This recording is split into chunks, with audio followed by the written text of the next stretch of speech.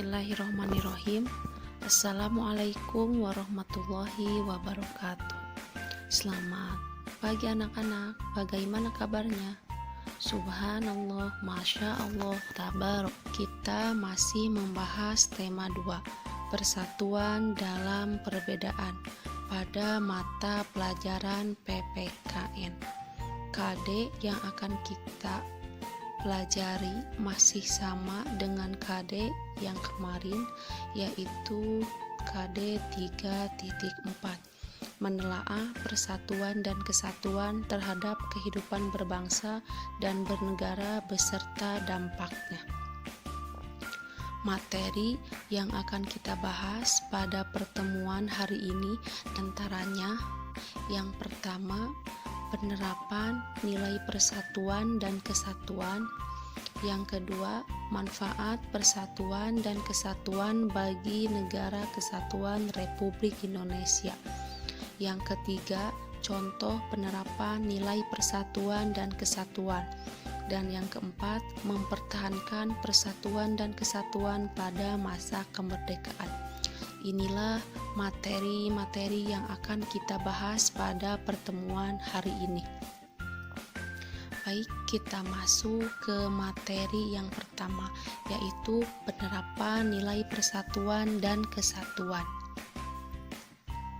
Kita perlu menerapkan nilai persatuan dan kesatuan dalam kehidupan sehari-hari, karena dengan bersatu akan tercapai kehidupan yang damai, aman, nyaman, dan tentram.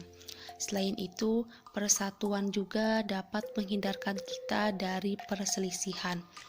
Yang pertama, sikap yang harus kita terapkan atau penerapan nilai persatuan dan kesatuan yang pertama yaitu kerjasama. Apa yang dimaksud kerjasama? Kerjasama yaitu suatu usaha mencapai tujuan yang dilakukan secara bersama-sama, ya. Jadi tidak dilakukan dengan sendiri. Di sini dilakukan secara bersama-sama. Banyak sekali manfaat jika kita melakukan pekerjaan dengan kerjasama. Di antaranya, yang pertama, pekerjaan menjadi lebih cepat selesai jika kita lakukan secara bersama-sama. Yang kedua, pekerjaan terasa lebih ringan. Walaupun pekerjaannya berat, tapi ketika dilakukan secara bersama-sama, maka pekerjaan akan terasa lebih ringan. Dan yang ketiga, memperkuat semangat persatuan. Inilah manfaat kerjasama. Kemudian sikap yang kedua yaitu rela berkorban. Salah satu bagian penting dalam menjunjung persatuan adalah kerelaan untuk berkorban. Sikap rela berkorban dapat menunjukkan rasa tanggung jawab dan juga nasionalisme. Rela berkorban demi kepentingan bersama akan mempererat persaudaraan. Sikap rela berkorban tersebut dapat kita terapkan dalam kehidupan sehari-hari, termasuk di sekolah. Kita perlu meneladani semangat rela berkorban para pahlawan. Berikut contoh sikap rela berkorban di lingkungan sekolah. Yang pertama, menyisihkan uang saku untuk membantu korban bencana alam. Apabila di sekolah ada teman kalian yang terkena bencana alam, sebaiknya kalian sisihkan uang saku kalian, ya, semampunya untuk membantu korban bencana alam tersebut. Kemudian yang kedua, membersihkan ruang kelas setelah jam pulang sekolah. Dan yang ketiga, mengurangi waktu bermain untuk belajar bersama teman. Inilah contoh sikap rela berkorban di sekolah. Selanjutnya, penerapan nilai persatuan dan kesatuan yang ketiga yaitu pantang menyerah. Sikap pantang menyerah dapat kita terapkan di lingkungan sekolah. Contohnya, jika ada teman kalian yang kesulitan memahami pelajaran, sebagai teman yang baik, kita sebaiknya membantunya belajar. Jika teman tersebut belum dapat memahami materi, kita tidak boleh menyerah begitu saja. Kita membutuhkan kesabaran dan sikap pantang menyerah ketika membantu teman. Teman kita pun harus pantang menyerah untuk memahami pelajaran tersebut. Berikut contoh sikap pantang menyerah di kehidupan sehari-hari. Yang pertama, giat belajar untuk mendapatkan nilai yang baik ya. Walaupun kalian masih belajar dari rumah, tapi kalian harus tetap giat belajar untuk mendapatkan nilai yang baik. Yang kedua, meminta bantuan jika kesulitan memahami materi pelajaran. Apabila ada materi yang belum kalian pahami, boleh kalian langsung tanyakan ke guru pelajaran ya. Kemudian yang ketiga, memperbaiki diri jika memiliki kekurangan.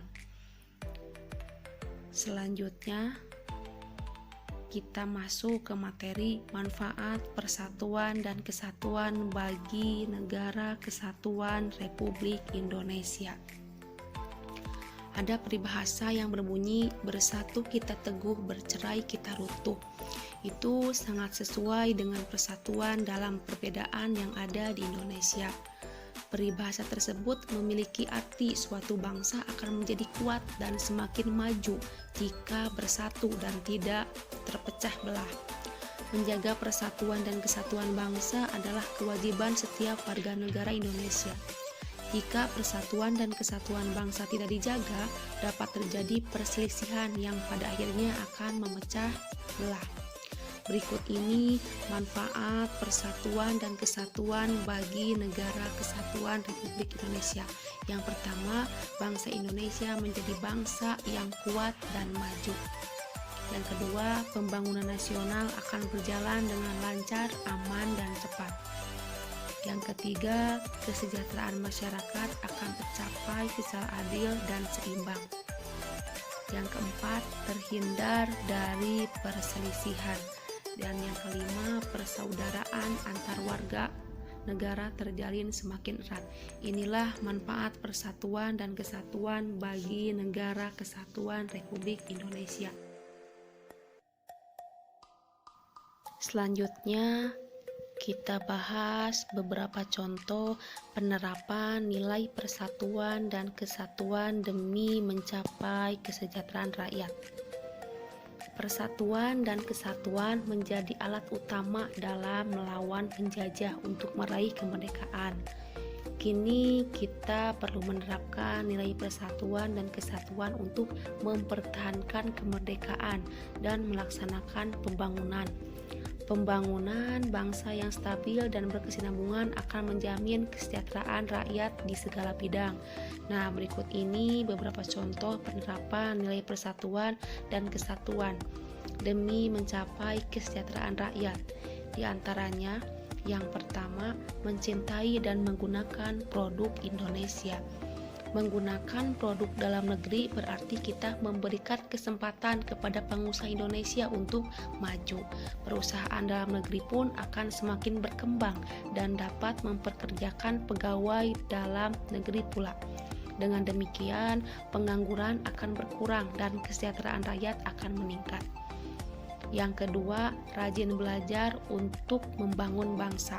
Sebagai pelajar, kita dapat turut membantu pembangunan dengan cara giat belajar. Pengetahuan sangat penting untuk membuka wawasan. Kita dapat saling bertukar pengetahuan dan wawasan, meskipun berbeda suku bangsa, budaya, dan agama. Pengetahuan yang kita peroleh dapat digunakan untuk pembangunan bangsa. Selanjutnya, yang ketiga, mempererat kerjasama. Kerjasama diperlukan dalam segala bidang kehidupan, misalnya sosial, budaya, ekonomi, pendidikan, dan politik.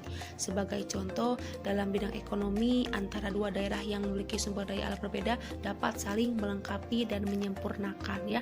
Inilah contoh penerapan nilai persatuan dan kesatuan.